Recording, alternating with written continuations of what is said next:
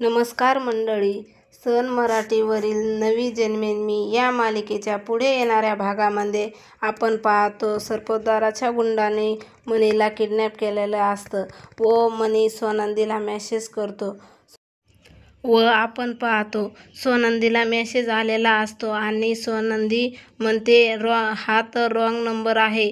मग असा मेसेज कोणी केला असेल? त्याला माझी मदत हवी आहे. तेव्हा वॉर्डन मॅडम विचारतात, स्वानंदी काय झालं?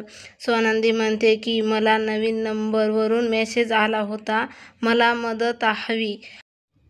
मी त्या नंबरवर कॉल केला. तो माणूस विचित्रच बोलत होता.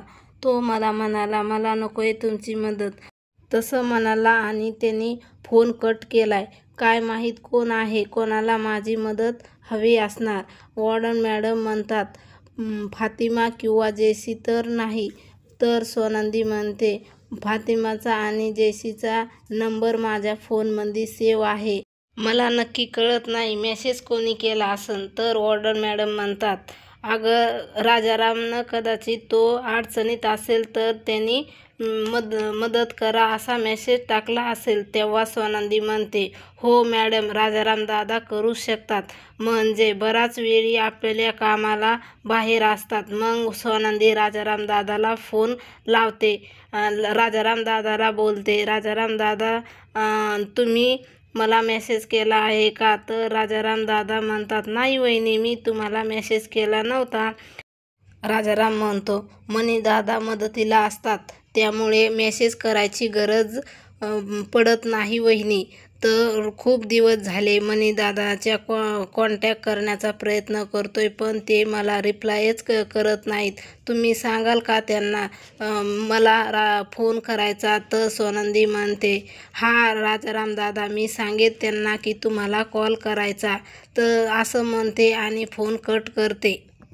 वॉर्डन मॅडम म्हणतात काय झालं स्वानंदी, काय म्हणाला राजाराम?